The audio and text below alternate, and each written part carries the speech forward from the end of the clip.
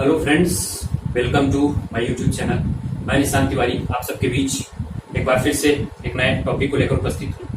और आज का जो मेरा टॉपिक है वो यूपीएससी की तैयारी के बारे में सोचने वाले या तैयारी शुरू करने वाले उन नवयुवकों के बारे में है जो भी या तो 12th पास आउट किए हुए हैं या तो कॉलेज में एडमिशन ले चुके हैं या कॉलेज परस्यू कर रहे हैं, या कुछ ऐसे लोग हैं जिनका कॉलेज कंप्लीट हो चुका है और ये यूपीएससी की तैयारी शुरू करना चाह रहे हैं, लेकिन उनको एक भ्रम है कि हम तैयारी कैसे शुरू करें और अगर तैयारी शुरू करें तो कौन कौन सी किताबें पढ़ें, कौन सी किताबें न पढ़ें। बाजार में बहुत सारी किताबों के रिकमेंडेशन आते हैं, लेकिन अगर सारी किताबों के नाम आप देखेंगे तो बोरे भर किताबें हो जाएंगी। तो कौन कौन सी परफेक्ट ऐसी किताबें हैं जो आपको आईएएस अफसर बनने में मदद कर सकती हैं। कोई किताब आपको आईएएस अफसर बनाएगी नहीं, वो बनने में मदद करेगी। और अति उपयोगी किताब जो है, जो सभी टॉपर सजेस्ट करते हैं और मैंने भी जिसको पढ़ा है, उन्हीं की बुक लिस्ट लेकर मैं उपस्थित हूँ आप सबके बीच। तो सबसे पहले मैं आपको एक सलाह दूंगा कि आप अगर तैयारी के बारे में सोच रहे हैं या बिल्कुल नई तैयारी शुरू कर रहे हैं तो आप सबसे पहले मार्केट में जाइए और एनसीईआरटी की पुस्तक लाइए। एनसीईआरटी की पुस्तक हर कोई टॉपर्स या जो आपके बंधु होंगे, सीनियर्स होंगे, सब कहते होंगे कि एनसीईआरटी की पुस्तकों से पढ़ाई करिए। तो एनसीईआरटी की पुस्तक आपको कौन सी लानी है, आपको भी भ्रम होगा कि कौन सी एनसीईआरटी की पुस्तक लाए। तो आपको 4 पुस्तकें लानी है। पहला इतिहास की लाइए, इतिहास। दूसरा भूगोल की लाइए। तीसरा राजनीति विज्ञान की लाइए।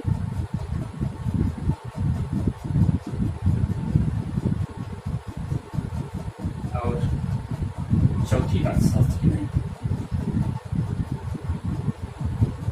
अगर आप चाहें तो भारतीय समाज की पुस्तक है, समाजशास्त्र की।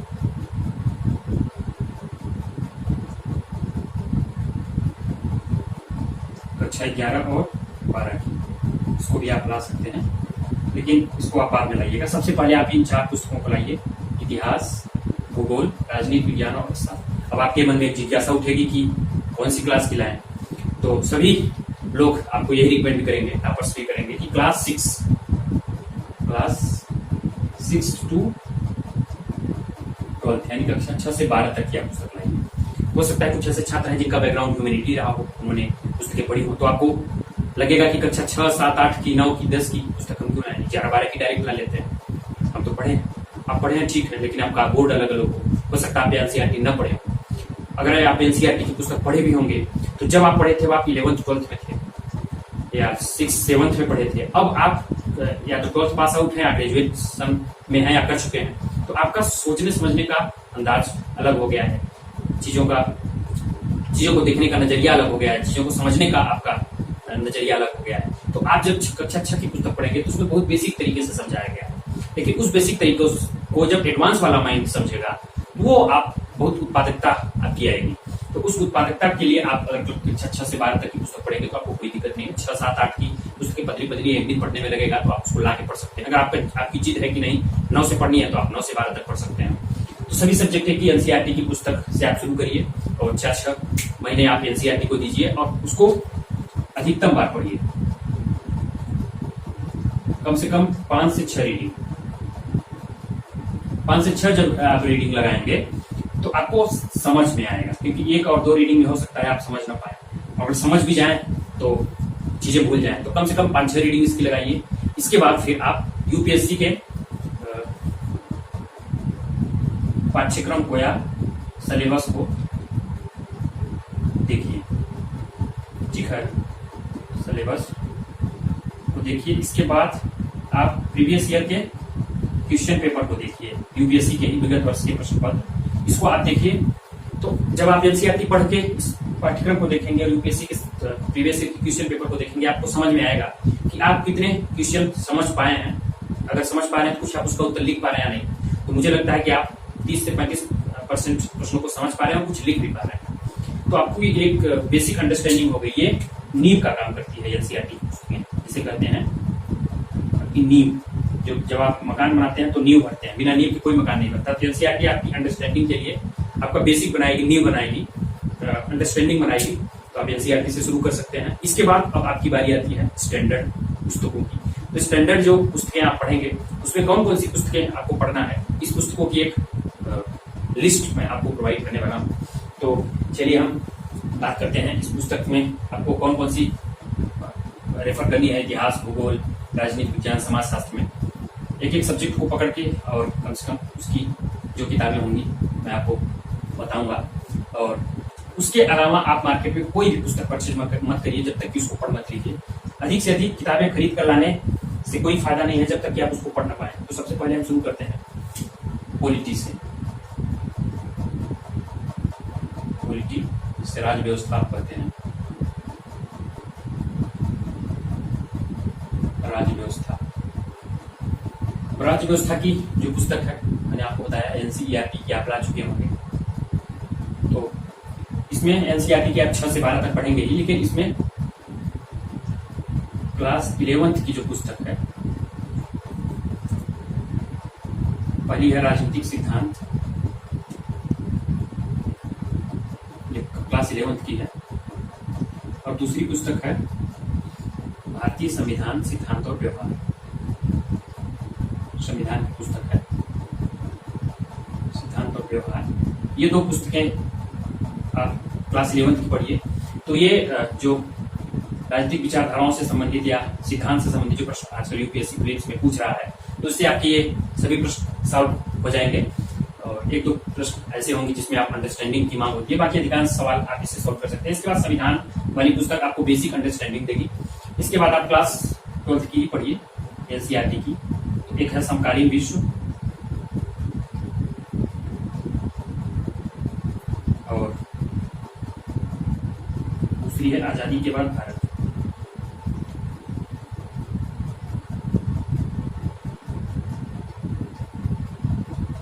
ये 2 पुस्तकें आप एनसीईआरटी की पढ़िए। इसको पढ़ने के बाद अब स्टैंडर्ड बुक की बारी आएगी। स्टैंडर्ड बुक जिसमें हर कोई रिकमेंड करेगा, यम लक्ष्मीकांत की पुस्तक आप परचेज करिए। जब आप एनसीईआरटी को खत्म करिए तब यम लक्ष्मीकांत की पुस्तक पढ़िए। इसका लेटेस्ट एडिशन आप लीजिए, लेटेस्ट एडिशन, तो उसमें अपडेट रहेगा। लक्ष्मीकांत की जो पुस्तक है आपको तभी समझ में आएगी जब आपका एनसीईआरटी और ये सारी चीजें आप अच्छे से समझ पाएंगे, पढ़ चुके होंगे 4 बार 5 बार। तो आप लक्ष्मीकांत के अलावा और कोई पुस्तक पॉलिटी के लिए ना पढ़िए। अब पॉलिटी वाला जो सेगमेंट है आपका इस पुस्तक से अच्छे से कवर हो जाएगा। इसके बाद अब जो नेक्स्ट सब्जेक्ट है उसके बारे में हम लोग बात करते हैं। तो आपका जो नेक्स्ट सब्जेक्ट है वो है अर्थव्यवस्था।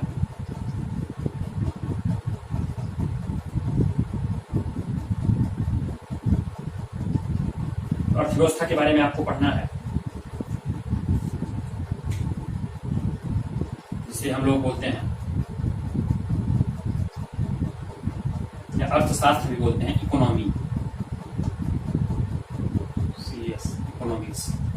इसको अर्थशास्त्र भी कह सकते हैं आप, इकोनॉमिक्स। इकोनॉमिक्स के लिए भी आपको एनसीईआरटी पढ़नी है, लेकिन सबसे इंपॉर्टेंट है क्लास 11th की एनसीईआरटी, इसमें आर्थिक विकास की समझ, किताब का नाम है आर्थिक विकास की समझ। इस पुस्तक को आप पढ़िए। इसके बाद आपको क्लास 12th की जो व्यष्टि और समष्टि अर्थशास्त्र, समष्टि अर्थशास्त्र, उसके कुछ चैप्टर्स आप पढ़ सकते हैं। पूरी किताब में भी पढ़ेंगे तो काम चल जाएगा, लेकिन ये किताब आपकी बेसिक अंडरस्टैंडिंग बनाएगी। 9th 10th आप पढ़ चुके हैं तो ये आपकी बेसिक अंडरस्टैंडिंग बनाएगी। इसके बाद आप चाहें तो रमेश सिंह की पुस्तक पढ़ सकते हैं, मार्केट में उपलब्ध है स्टैंडर्ड बुक में। रमेश सिंह पढ़ सकते हैं। अगर मैं सत्ता शब्द का उपयोग कर रहा हूं तो जरूरी नहीं है, अगर आप चाहें तो पढ़ सकते हैं, समझ में आ रहा हो तो। कुछ लोग कोचिंग संस्थान के नोट्स या कोचिंग के टीचर से भी पढ़ते हैं, कोचिंग संस्थान के से। तो उसमें अलग अलग कोचिंग संस्थान है, जैसे हिंदी के लिए एक अरुण है जो संस्कृति में पढ़ाते हैं, इनके नोट से पढ़ सकते हैं, इनके वीडियो से पढ़ सकते हैं। एक अरुण सर, ये संस्कृति आईएएस में है, पहले दृष्टि में थे। एक रामेश्वर सर हैं, ये भी दृष्टि में पढ़ा रहे हैं, फ्रीलांस है, ये कोचिंग में पढ़ाते रहते हैं, रामेश्वर सर। इनसे आप इकोनॉमिक्स पढ़ सकते हैं। और इंग्लिश में अगर आप पढ़ना चाहें, यानी इंग्लिश और हिंदी वो दोनों मिक्स करके प्लस हिंदी, तो उसमें मुराल पटेल है, मुराल पटेल सर, इनके आप लेक्चर्स देख सकते हैं और इनके हैंड आउट पढ़ सकते हैं। यहाँ से आप इकोनॉमी कवर कर सकते हैं अच्छे से। तो ये स्टैटिक पोर्शन और ये करंट अफेयर्स भी कोचिंग वाले अपने नोट्स में शामिल कर लेते हैं। इसके बाद अगर आपको करंट अफेयर्स पढ़ना है तो उसके लिए आपको मंथली मैगजीन या अन्य सोर्सों से पढ़ना होता है। तो जब आपकी ये बेसिक अंडरस्टैंडिंग हो जाएगी तो आप करंट अफेयर्स से अपडेट कर सकते हैं इसको। ये आपकी इकोनॉमिक से संबंधित पुस्तकें हो गई। अब तीसरा जो सेगमेंट है आपका यूपीएससी की तैयारी का, तो वो उस सेगमेंट में हम लोग बात करेंगे कि भूगोल की तैयारी हम लोग कैसे करें। भूगोल के बारे में बात करते हैं। तो जो भूगोल सब्जेक्ट है वो आपके यूपीएससी के प्रीलिम्स और मेंस का काफी तगड़ा पार्ट है और वो साइंस का सब्जेक्ट भी माना जाता है। तो अगर आपकी अंडरस्टैंडिंग बहुत अच्छे से हो गई, उसके प्रश्नों को आप हल कर पा रहे हैं, तो आप काफी मार्जिन में रहते हैं प्रीलिम्स और मेंस में भी। तो भूगोल के लिए सबसे जो प्रमुख किताब है वो एनसीईआरटी की मानी जाती है।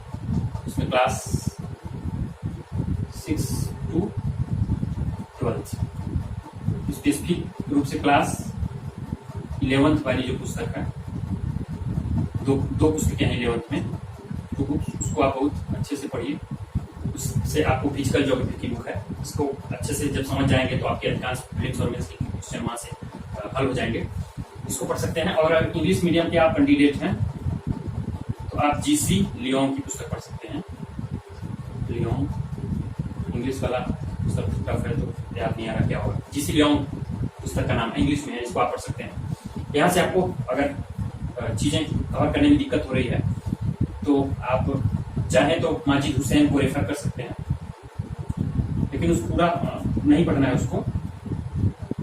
कुछ चैप्टर्स उसके सिलेक्टेड आप चाहें तो पढ़ सकते हैं। अगर आपके पास समय पूरा पढ़ना चाहते हैं, पूरा पढ़ सकते हैं। माजिद हुसैन इंडियन ज्योग्राफी की है इनकी पुस्तक। यहाँ से आप ज्योग्राफी वाला सेक्शन अच्छे से कवर कर सकते हैं।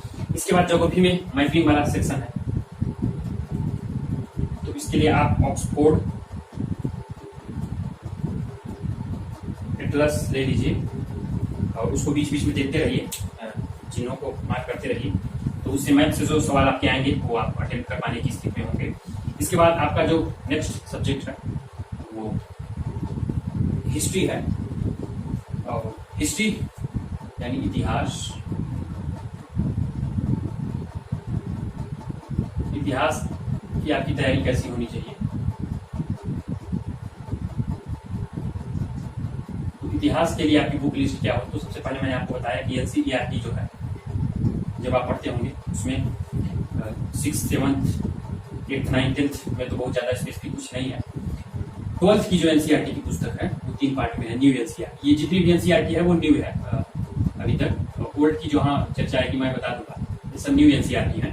तो 12th की एनसीईआरटी है जिसमें भारतीय इतिहास के कुछ विषय हैं। पुस्तक का नाम है भारतीय इतिहास के कुछ विषय। ये 3 पार्ट में है। ये 3 पार्ट में आपको मिल जाएगी। इसमें पहला होगा प्राचीन भारत के बारे में दिया होगा, दूसरे में मध्यकालीन और तीसरे में आधुनिक भारत। तो आप इस पुस्तक को पढ़ सकते हैं, आधुनिक भारत की जो पुस्तक है।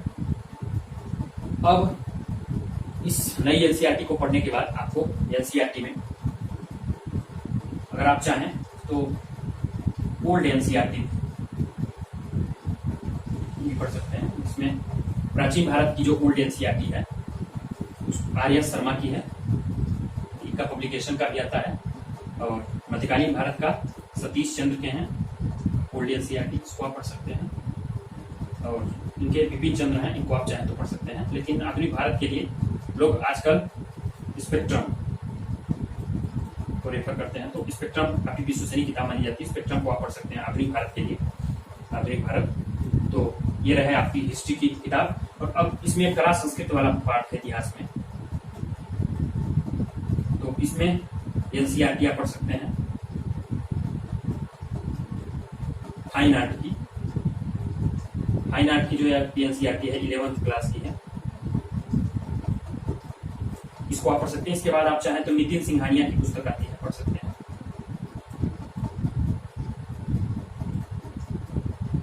नितिन सिंघानिया की पुस्तक आप पढ़ सकते हैं, ये काफी अच्छी पुस्तक है। इस तरीके से आपका हिस्ट्री वाला सेगमेंट जो है वो पूरा हो गया।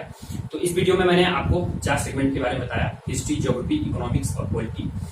अब जो सेगमेंट छूटा होगा उस सेगमेंट पर अलग अलग मैं वीडियोस लेकर आऊंगा।